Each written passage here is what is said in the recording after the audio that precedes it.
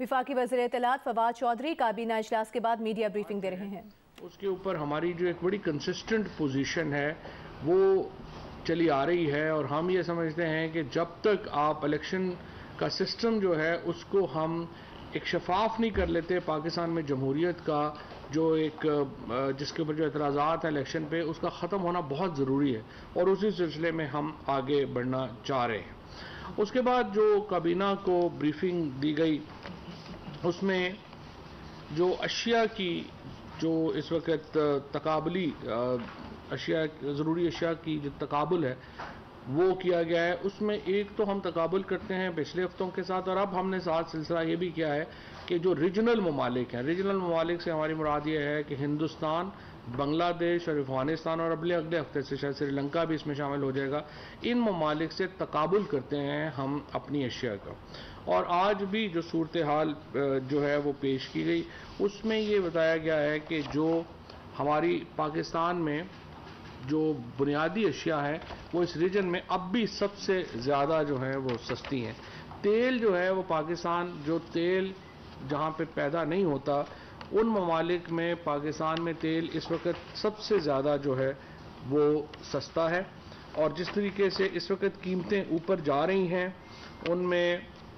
हमारा जो है वो देखना पड़ेगा कि कितनी देर हम तेल की कीमतों को सस्टेन रख सकते हैं। लेकिन बहरहाल इस वक्त मैं आपको सिंपल ये बता दूं कि जो पाकिस्तान में वीट फ्लोर पर केजी 60 रुपये 9 पैसे का है, हिंदुस्तान में ये इस वक्त 83 रुपये का है, बांग्लादेश में भी 83 रुपये का है और अफगानिस्तान में 73 रुपये 50 पैसे का है। जो पल्स ग्राम जो है वो यानी जो मूंग ग्राम जो है पल्स यानी जो चना है वो 146 रुपये 77 पैसे का पाकिस्तान में है, हिंदुस्तान में ये 166 रुपये का है और बांग्लादेश में 224 रुपये का है। इसी तरीके से जो माश की दाल है वो पाकिस्तान में 245 रुपये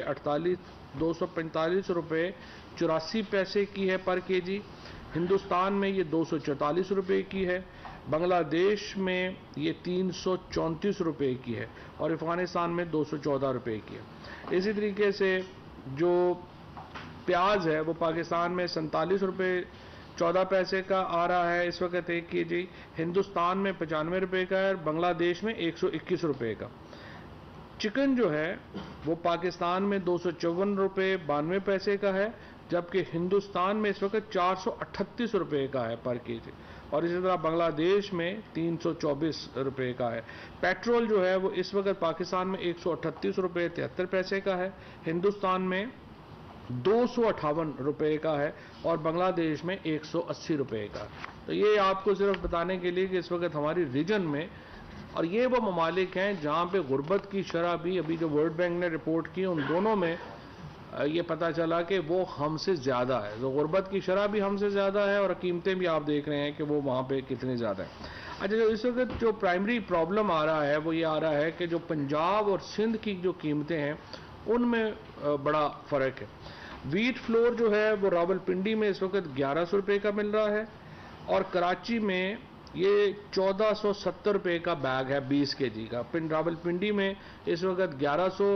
जो है रुपये का ये मिल जाता है और जो इस वक्त कराची में 1470 रुपये का है। चीनी जो है वो इस वक्त पंजाब में 90 रुपये केजी पे है और जो कराची है वहाँ पर 120 रुपये का है। इसी तरीके से जो मूंग की दाल है वो पंजाब में 148 रुपये की है और कराची में 196 रुपये की है। इसी तरीके से जो पल्स है ये जो ग्राम है वो 153 रुपये की है यहाँ पे और कराची में 164 रुपये की है। सो बुनियादी तौर के ऊपर मैं एक इसका जो मकसद है आपको बताने का वो ये है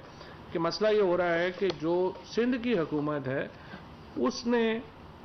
जो कंट्रोल करना है प्राइसेस के ऊपर वो उनसे नहीं हो पा रहा। हमने पहले भी किया, उन्होंने गंदम की पहले गंदम खरीदी नहीं, फिर गंदम की रिलीज लेट कर दी जिसकी वजह से पूरा हमारा जो एसपीआई है वो मुतासर हो जाता है। तो मैं बिलावल साहब से ये कहूँगा कि आइंदा जब महंगाई के ऊपर वो जुलूस निकालें तो मुराद अली शाह साहब की जो चीफ मिनिस्टर हाउस है उसके सामने पीपल्स पार्टी जुलूस निकाला करे ताकि पता भी हो कि कौन जिम्मेदार है और क्यों ये महंगाई हो रही है। सो एक तो मैं ये समझता हूँ कि सिंध हुकूमत जो है उसको अपने जो इंतज़ामी मामलात हैं उनके ऊपर दोबारा नज़र डालने की ज़रूरत है। इस वक्त उनकी वजह से पूरा जो कराची और सिंध का बाकी जो तमाम इलाके हैं सिंध के, वो इस वक्त बड़ी मुश्किल का शिकार हैं और उनको अपनी जो इंतज़ामी नौइयत और हैयत है उसमें इजाफे करने की ज़रूरत है, उसको बेहतर करने की ज़रूरत है। इसके बाद वजारत कॉमर्स मिनिस्ट्री ने और इंफॉर्मेशन मिनिस्ट्री ने जो खाली असामियाँ हैं उसके हवाले से ब्रीफिंग दी और इस वक्त जो इदारे कॉमर्स ने कहा है कि जो या तो ख़त्म किए जा रहे हैं और या उनके ऊपर जो है वो जो अपॉइंटमेंट्स का मामला है वो चल रहा है। और वजारत इत्तलात में भी कुछ इदारे हम PMDA के तहत ख़त्म करना चाह रहे थे, वो PMDA डिले हो गया है, तो अब हम उसके ऊपर प्रोसेस जो है वो हम शुरू कर रहे हैं। इसके साथ साथ एक और बहुत ही इम्पोर्टेंट जो आज मामला हुआ है वो एक्विजिशन का है, जिसमें हमने नई पॉलिसी जो इसकी हमारे यहाँ है इस वक्त जो एक्विजिशन की पॉलिसी चल रही है, बहुत सारी दुनिया इस वक्त, इससे पहले ये किया गया कि लोगों से ज़मीनें लेकर उनके ऊपर हाउसिंग कॉलोनीज बनाई गई। वफाकी काबीना ने आज एक बहुत अहम फैसले में जो वफाकी हुकूमत का जो इख्तियार था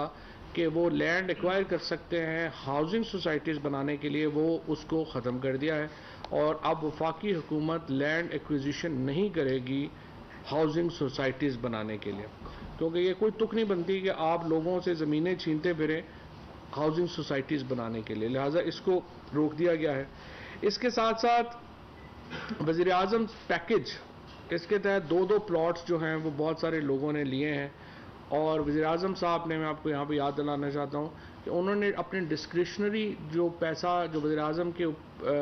था किटी में, उन्होंने वो भी ख़त्म किया था। नवाज शरीफ और इससे पहले पीपल्स पार्टी के दौर में अरबहा रुपया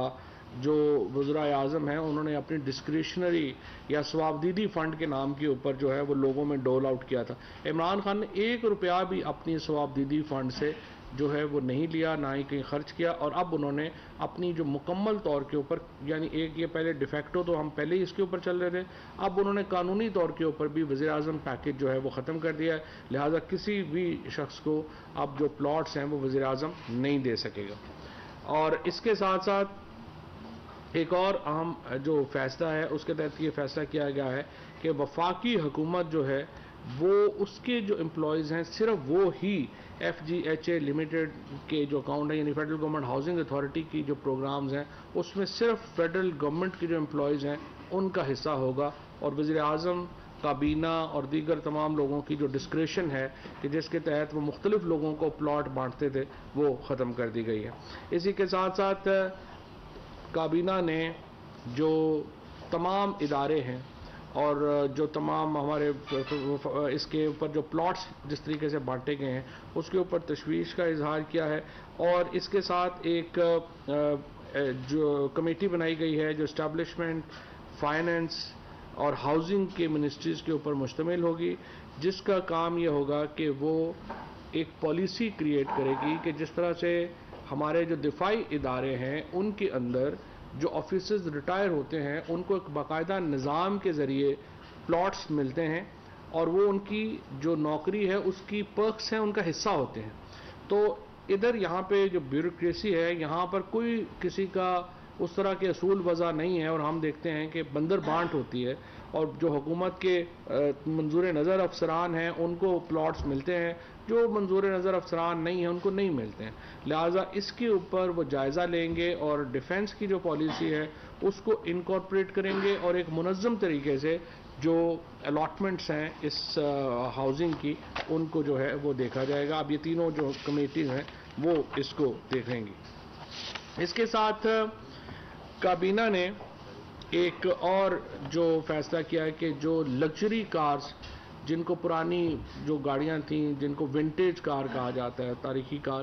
प्रपोजल थी कि उनके ऊपर जो ड्यूटी है वो 1 साल की जो के लिए जो है वो मुअत्तल कर दी जाए और विंटेज कार्स जो हैं वो इंपोर्ट कर सकेंगे लोग। काबीना ने उसको मुस्तरद कर दिया है और विंटेज कार्स जो हैं उनके ऊपर ड्यूटी का स्ट्रक्चर जो है वो बरकरार रखा जाएगा। वजारत हाउसिंग की दरख्वास्त पर रूल्स ऑफ बिजनेस 1973 में तरमीम की मंजूरी दी गई है। इसके नतीजे में वज़ीरत खारजा और वजारत दफ़ा अपने ज़ेर इस्तेमाल बिल्डिंग्स की खुद देखभाल करेंगी, और लेकिन उन्होंने अगर कोई मनसूबा लेना नया शुरू करना है तो वो NOC जो है उन्हें हाउसिंग मिनिस्ट्री से लेना पड़ेगा। इसी तरह से हाउसिंग मिनिस्ट्री जो है वो अपनी बिल्डिंग्स को अब प्राइवेट जो कंपनीज हैं उनको मेंटेनेंस के लिए जो है वो आउटसोर्स भी जो है वो कर सकेगी। ब्रिगेडियर रिटायर्ड शुजा हसन ख्वारिज़मी जो हैं उनको दोबारा पाकिस्तान स्टील मिल उसके ऊपर जो एक नया ऑर्डिनेंस जो है वो लाया गया है, और उसका जो इम्पॉर्टेंट डिसीजन मेकिंग है, जिस तरह से मैंने कल भी आपको बताया था कि गरीब घरानों की कफ़ालत, मुआशरती फलाह बहबूद और तख़फ़ीफ़ गुर्बत के तमाम प्रोग्राम्स को कानूनी तहफ़्फ़ुज़ देने के लिए